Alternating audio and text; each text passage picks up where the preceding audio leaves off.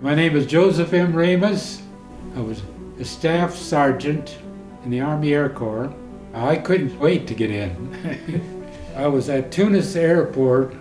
There marched thousands upon thousands of Italian and German captured troops.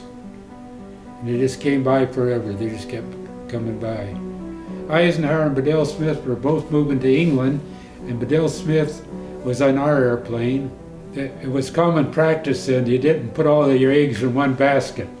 Bedell Smith told us, he said, get a bag of fruit because the people in England haven't seen any fresh fruit up there for a long time. We got to England, we were there for 30 days while they decided to do some other work on the airplane. So we take girls to movies and we'd take them an orange and give them an orange as a special gift. They had a dance hall. People were out there dancing, just friendly. A V-bomb landed not too from there and it knocked all of us off our feet. And the band stopped playing for a second. And then everybody got up, the girls and the guys, and kind of shook themselves off. The band started playing again and everybody started dancing again. They hadn't ruined the building and it was still, it was a fun situation, yeah. The USSR agrees to furnish bases in Russia for the use of the U.S. strategical air forces in Europe, such bases to be used for shuttle bombing operations. We flew to Tehran. The radio operator was a Russian, and I stood behind him. We got up a ways, and he was shouting and swearing and whatnot, and I knew something had went wrong. And then I finally found a plug had come unplugged.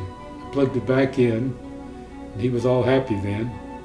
We flew over where big battles had been fought, miles of trenches, not a piece of wood, not a piece of metal out there at all. Contrasts that when we flew from Tunis across the desert, there was airplanes, tanks, stuff just scattered all over the desert. And then we flew to Poltava. These Russians hadn't seen an American before. And then we watched the B17s come in. It was a real thrill. The Russian Army put on a real show for us. The dances they performed, the sword dances, I was just flabbergasted. I'd never seen anything. It was just so thrilling to watch this show. I had a lot of respect for the Russians and the Russian people. I didn't have the animosity that some people had against the Russians. I was in the service 3 years, 3 months, and 3 days. Overseas, I flew 1,580 hours. But I just walked into my dad. It was late at night. I thought he was going to have a heart attack. I should have never done. He cried and hugged and, yeah.